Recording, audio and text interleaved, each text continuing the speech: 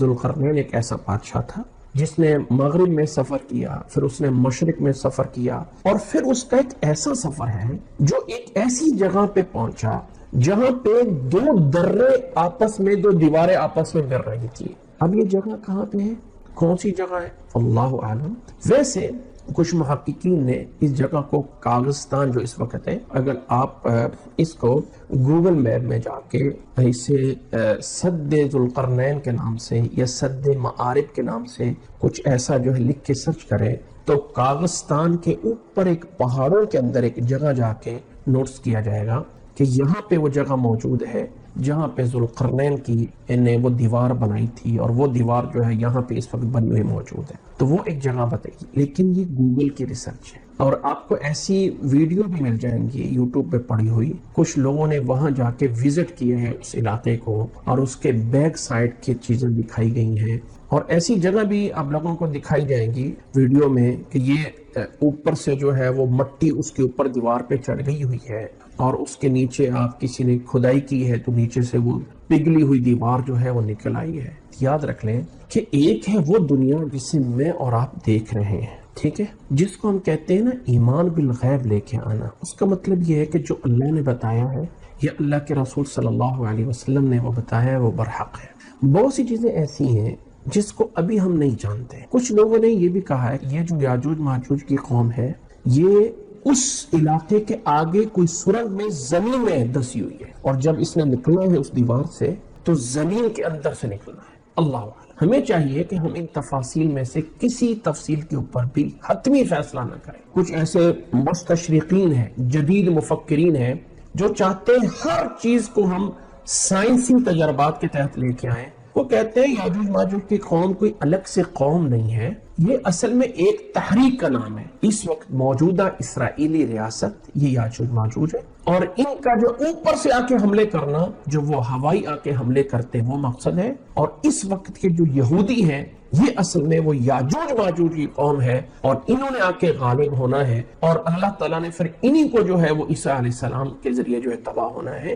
کچھ لوگوں کی رائے یہ بھی ہے، لیکن واللہ اعلم صحیح اور بہتر یہ ہے کہ ہم قرآن کو من وعن مانیں اور حدیث کو بھی من وعن تسلیم کریں، اپنی طرف سے نظریات ایکسٹرا بنا کے کہ اب یہ قوم کہاں پہ ہے اللہ کے سپرد کریں۔ کچھ لوگ کہتے ہیں کہ اس سے مراد جو ہے آج کل کے جو چائنا کے لوگ ہیں یہ ہیں، اور کچھ لوگوں نے کہا ایک تتاریوں نے حملہ کیا تھا جس میں بغداد کو، دمشق کو، سب کو تباہ کیا تھا، جو ایشیا سے اٹھے تھے، یعنی ایشیا اور یورپ پہ جا کے چھائے تھی یہ قوم۔ یہ ہے اصل میں یاجوج ماجوج کی قوم تھی جو آگے جا چکی ہے۔ لیکن ان تمام چیزوں پہ کسی بھی نبی صلی اللہ علیہ وسلم کی حدیث کو ہم کسی ایک پہ نہیں لگا سکتے ہیں۔ ان واقعات میں جو موجودہ ہم نے پڑھے ہیں، پہلے نمبر پہ تو ذوالقرنین ایک بادشاہ تھا جس نے یہ بڑے کام کیے تھے، وہ مسلمان تھا اور نیک سیرت تھا۔ وہ سکندر رومی اعظم نہیں، سکندر روم نہیں ہے، کیونکہ وہ مسلمان نہیں تھا۔ یہ جو ہے یونانی سائرس ہے جو مسلمان تھا اور جس نے یہ سارے کے سارے بڑے کام کیے تھے۔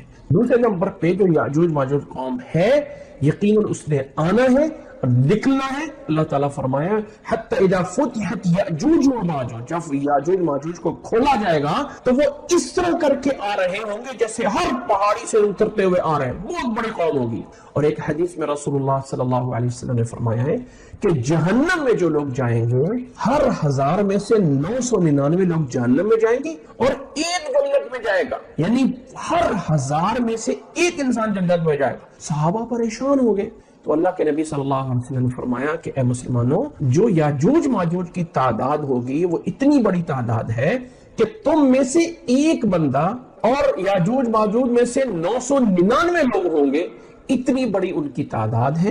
اور حدیث میں یہ بھی بتایا گیا ہے کہ یہ قوم جب نکلے گی تو اس وقت جو ہے ایک دریا کے اوپر سے گزریں گے، جو دریا بھی اس وقت شام کے قریب علاقے میں بتایا گیا ہے، جس میں سے پہلا آدمی پانی پیے گا، اور جب آخری آدمی گزر رہا ہوگا نا تو اتنی بڑی قوم ہوگی کہ دریا خشک ہو چکا ہوگا، وہ کہے گا کبھی یہاں پہ دریا ہوا کرتا تھا۔ اور امام بخاری رحمہ اللہ اس روایت کو بھی لے کے آئے ہیں کہ رسول اللہ صلی اللہ علیہ وسلم نے فرمایا کہ یہ قوم اس دیوار کو چاٹتی رہتی ہے، چاٹتے رہتے ہیں کیونکہ ان کے پاس کوئی ہتھیار نہیں ہے، کوئی کچھ نہیں ہے، اس کو چاٹتے رہتے ہیں اور شام تک لگے رہتے ہیں. شام کو دیوار چھوٹی چھوٹی ہو جاتی ہے، سو جاتے ہیں، صبح ہوتے ہیں، پھر وہ دیوار اتنی بڑی ہوئی کھڑی ہوتی ہے. ایک دن آئے گا کہ اس کو چاٹتے چاٹتے شام یہ کہیں گے انشاءاللہ صبح ہم ختم کر دیں گے.